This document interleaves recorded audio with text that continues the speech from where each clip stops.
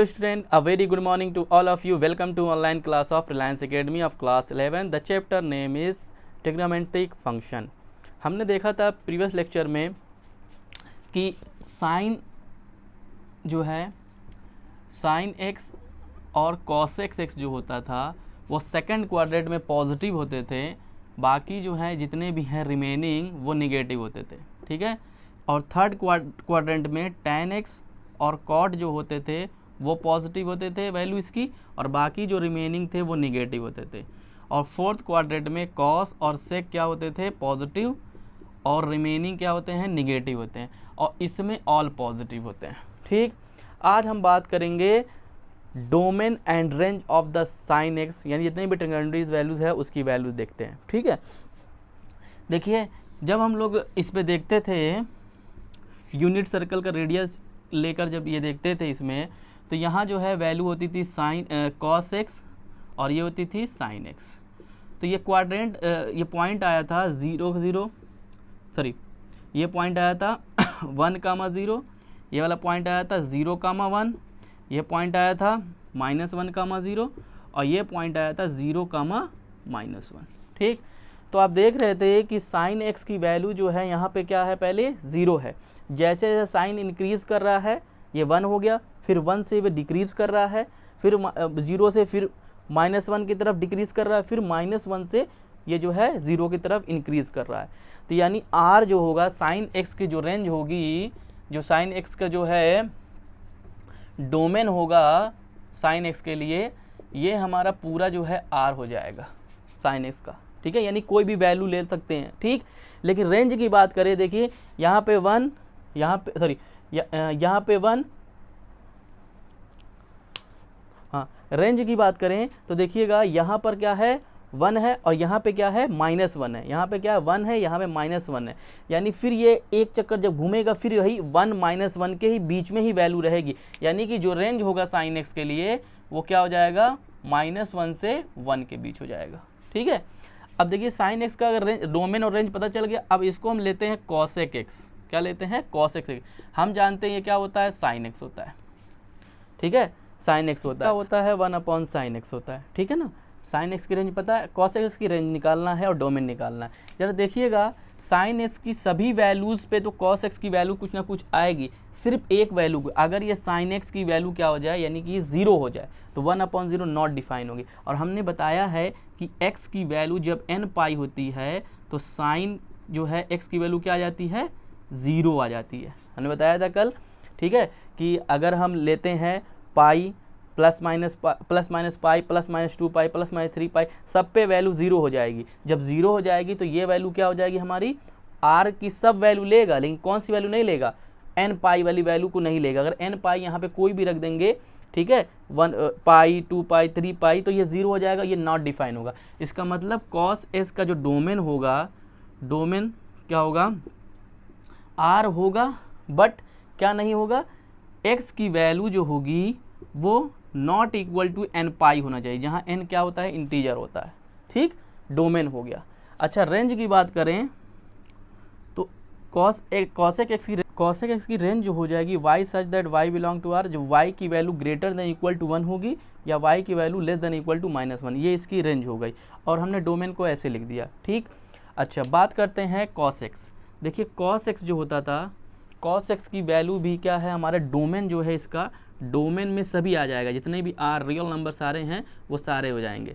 लेकिन रेंज की बात करें तो साइन एक्स की तरह ही, देखिए जब बनाए थे तो इसमें क्या था, -1 से 1 के बीच में ही रहेगा, ठीक। अच्छा, बात करते हैं अब हम सेक एक्स की। देखिएगा सेक एक्स जो होता है, सेक एक्स होता है 1/cos x।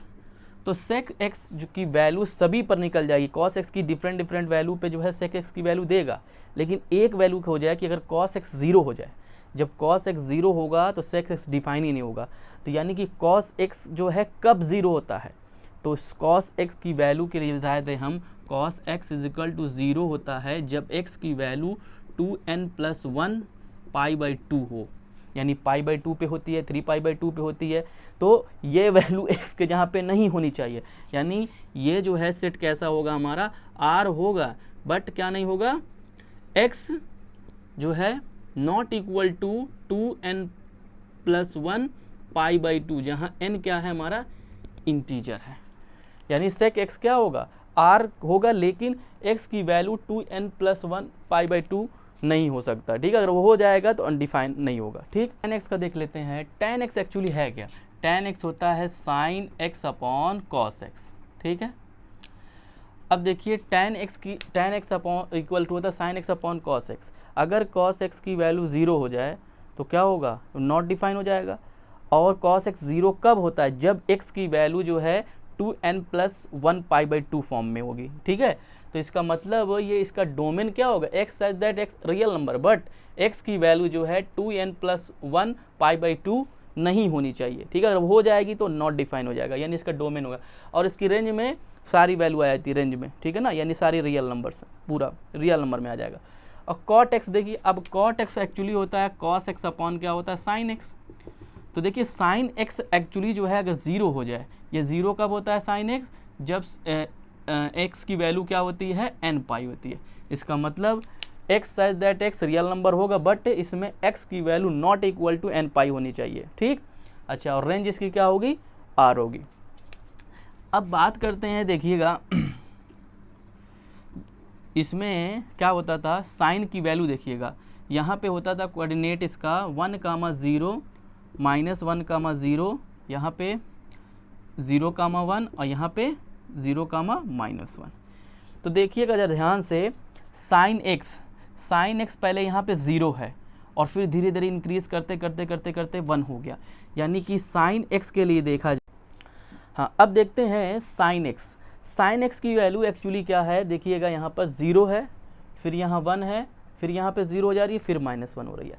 तो ज़रा ध्यान से देखें, first quadrant, second quadrant, third quadrant and fourth quadrant, sine x के बारे में क्या हो रहा है। साइन एक्स एक्चुअली 0 से क्या हो रहा है, 1 हो रहा है, यानी कि साइन की वैल्यू जो है इंक्रीज कर रही है 1 की तरफ, ठीक। कब, फर्स्ट क्वाड्रेंट में देखिए इंक्रीज कर रही है। सेकंड क्वाड्रेंट में क्या हो रहा है, सेकंड क्वाड्रेंट में जो है 1 से क्या 0 हो रहा है, यानी कि सेकंड क्वाड्रेंट में 1 से क्या हो रही है, डिक्रीज हो जा रही है, 0 की तरफ चली जा रही है सेकंड क्वाड्रेंट में, यानी साइन एक्स जो है डिक्रीज हो रहा है, ठीक। अच्छा, थर्ड क्वाड्रेंट में देखिएगा 0 से -1 हो गया, 0 से -1 का मतलब फिर डिक्रीज कर रही है ना, 0 से और कम हो जा रही है। तो थर्ड क्वाड्रेंट में ये जो है आपका 0 से डिक्रीज करके -1 हो गई। फोर्थ क्वाड्रेंट में -1 से 0 यानी कि इंक्रीज कर रही है, तो इसमें क्या हो रहा है, इंक्रीज कर रहा है, यानी कि -1 से 0 की तरफ क्या हो रही है, इंक्रीज कर रही है, ठीक। बात करते हैं cos x की, देखिएगा cos x क्या कर रहा है, ठीक है। तो देखिए cos x की वैल्यू यहाँ पहले 1 थी और फिर क्या हुई है, 0 हुई है। देखिए ये कोऑर्डिनेट एक्चुअली क्या होता है, cos x sin x का ही तो होता है, कोई पॉइंट लेते थे। तो देखिएगा पहला वाला जो है cos x है, यानी कि यहाँ पे देखिए वैल्यू 1 है, फिर क्या हो गई, 0 हो गई। तो पहले वाले में क्या हो रही है, 1 से 0 हो रही है, यानी क्या कर रही है, डिक्रीज कर रही है, यानी कि cos x पहले वाले में क्या हो रहा है, डिक्रीज हो रहा है। सेकंड वाले में देखिएगा 0 से क्या हो जा रहा है, -1 हो रहा है, फिर अगेन डिक्रीज कर रहा है, यानी कि ये डिक्रीज करके -1 हो गया। अब फिर देखिए -1 से 0 हो रहा है तो इंक्रीज कर रहा है, यानी कि थर्ड वाले में cos क्या हो रहा है, इंक्रीज कर रहा है। तो देखिएगा -1 से कहाँ हो जा रहा है, 0 हो जा रहा है, ठीक। और फोर्थ वाले में अगेन क्या कर रहा है, फिर इंक्रीज कर रहा है, 0 से क्या हो गया, 1 हो गया। तो देखिएगा 0 से 1 इंक्रीज कर रहा है, ठीक। तो हमने अभी देख रहे थे कि साइन एक्स cos x जो है किस में डिक्रीज कर रहा है, किस में इंक्रीज कर रहा है, किस किस को आ रहा है। इसी तरह tan x cot x के बारे में भी निकाल सकते हैं।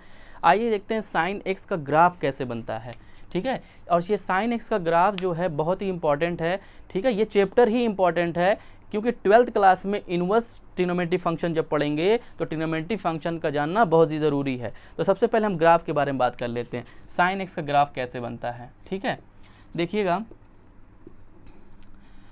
साइन एक्स की जो डोमेन होता है वो डोमेन क्या होता है, हमारा रियल नंबर होता है।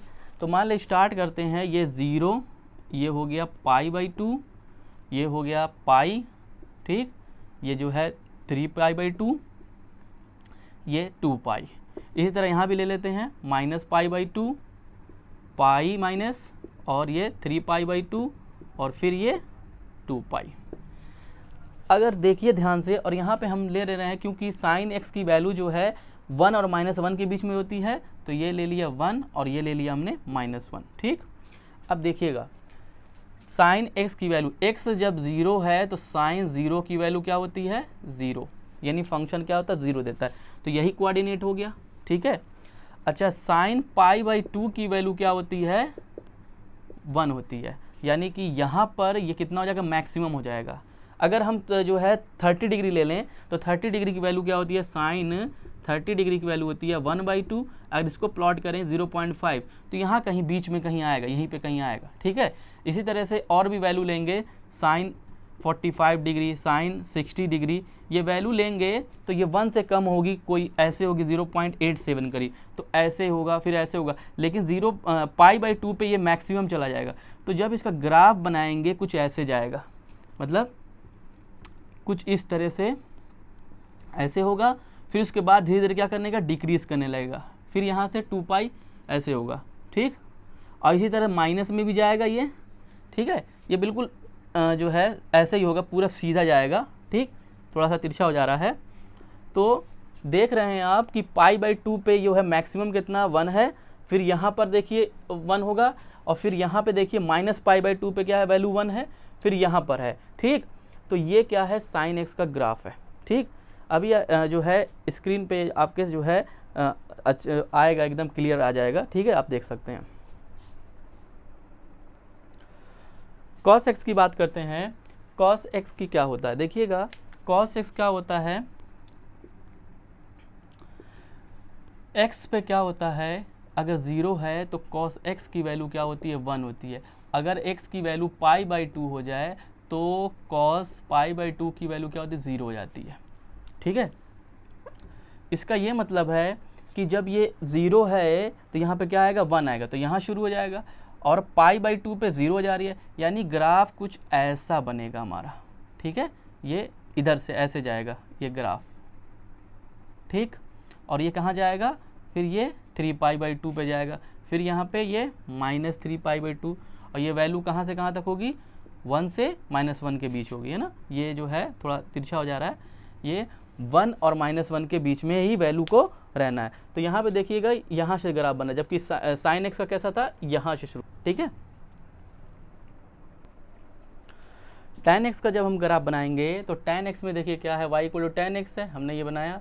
तो देखिएगा x की वैल्यू अगर 0 है तो tan x 0 की वैल्यू 0 होती है, लेकिन x की वैल्यू जैसे ही π/2 होती है तो tan π/2 जो है नॉट डिफाइन होता है। ठीक है, यानी इन्फिनाइट पे वैल्यू है। तो देखिए π/2 जहाँ पे आ रहा है, ये π/2 है ना, तो इस पे जो है वैल्यू जो है नॉट डिफाइन, इस पे नॉट डिफाइन है, 3π/2 पे, -π/2 पे और -3π/2 पे वैल्यू जो है नॉट डिफाइन है। तो हमने ऐसे लाइन खींच दी। ठीक है, अब देखिएगा ये इसका जो ग्राफ बनता है वो कुछ ऐसा जाता है, इन्फिनिटी की तरफ जा रहा है, ऐसे जाएगा, ये फिर निगेटिव की तरफ आ जाएगा ऐसे। ठीक है, अच्छा फिर यहाँ से भी ऐसे जाएगा, ये